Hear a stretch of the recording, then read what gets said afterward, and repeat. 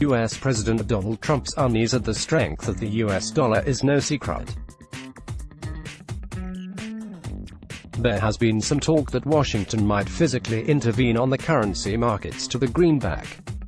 Yet, how could that succeed when it is Trump's own policies, including towards China, that are fueling the very U.S. dollar strength that Trump dislikes? Additionally, intervening on the foreign exchanges to weaken the greenback would not come with a guarantee of success or necessarily garner support from others.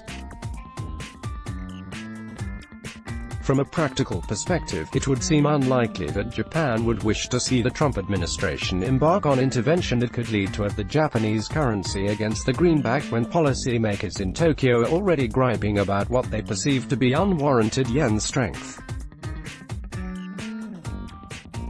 And if the United States decided to go it alone, Washington might well come to regret setting a precedent that essentially nullifies the long-held consensus among G7 nations that the setting of exchange rates should be left to the currency markets.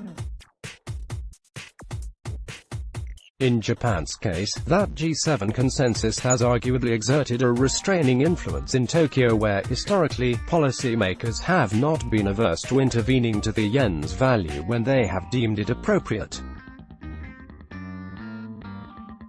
If Washington were to start intervening to weaken the greenback now, Tokyo might feel less restrained about acting similarly as regards the yen in the future. Also, if the United States does employ intervention to directly influence the US dollar's value, it could hardly then call out Beijing for a ledge of the yuan.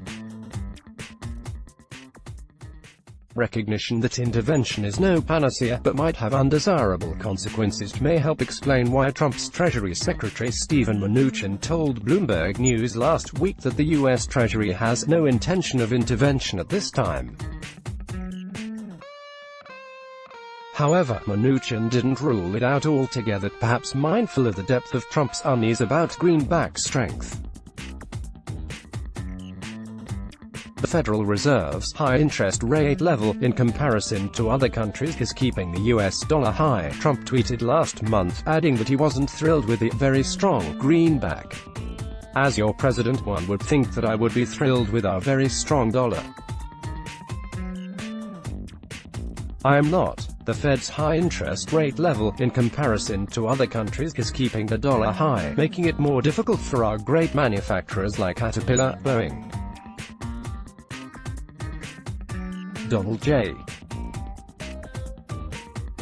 Trump, and real Donald Trump. Yet, in part, the tighter U.S. monetary policy settings adopted by the Fed over the last few years are a logical central bank response to the Trump administration's looser fiscal policies, especially given how ultra-accommodative U.S. monetary policy had previously been.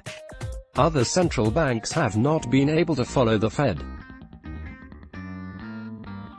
In the Eurozone, for example, continuing economic frailty has meant previously adopted remain in place.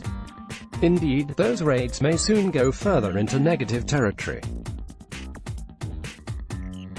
As capital has flowed into greenbacks and out of euros in pursuit of better yields, it has allowed the Trump administration, as Dr. Brendan Brown, a senior fellow at Hudson Institute and publisher of the Monetary Scenarios website, to be able to run 5% of GDP fiscal deficits at the peak of the cycle.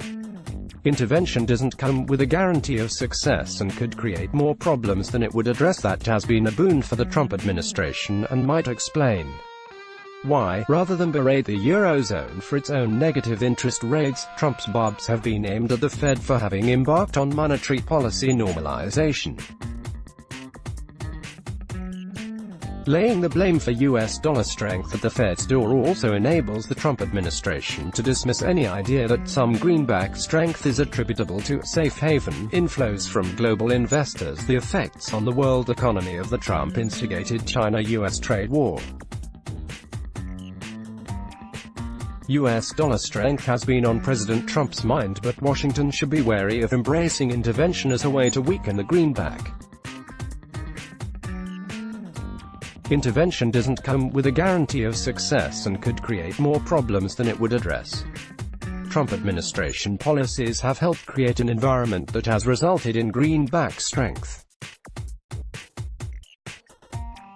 Unless those policies change, President Trump might not be thrilled about it, but US dollar strength may well persist.